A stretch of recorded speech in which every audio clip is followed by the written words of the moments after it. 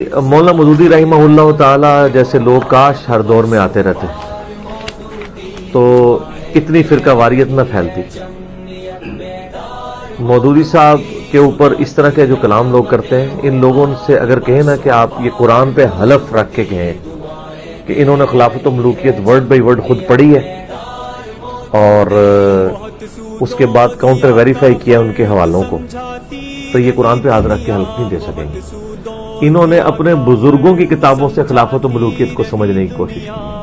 بالعموم عشاء کی نماز کے بعد کھانا کھا کے اور پھر وہ صبح تک فجر تک لکھتے تھے، فجر کی نماز پڑھ کے لیٹتے تھے اور 8 بجے پھر لکھنے کی میز بھی موجود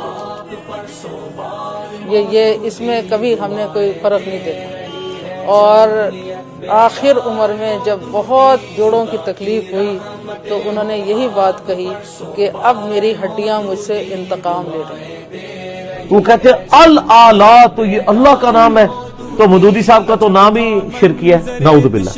اچھا پہلے تو پھکی والا جواب ان کو دیں کہ یہ بتائیے کہ مودودی صاحب کا نام اگر شرکی ہے تو یہ اعلیٰ حضرت کون ہے پھر؟ نام ہے بابی، نام ہے بابی، میں ہوں مسلم علمی کتاب۔ من احسن قولا ممن دعا الى اللہ وعمل صالحا وقال اننی من المسلمین، یعنی اس شخص سے اچھی بات اور کس شخص کی ہوگی جس نے اللہ کی طرف بلایا، نیک عمل کیا اور کہا کہ میں مسلمان ہوں۔ مسلمان اس قوم کا نام ہے جو ایک مشن اپنا دنیا میں رکھتی ہے۔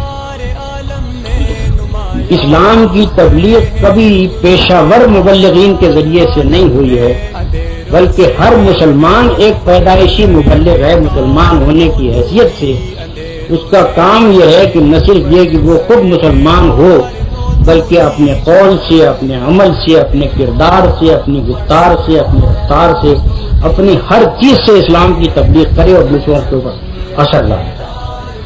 کہ مسلمانوں کی نجات اگر ہے تو وہ اس میں ہے کہ وہ پھر ایک مبلغ قوم کی حیثیت اختیار کریں، محض مسلم قوم کی حیثیت سے نہیں۔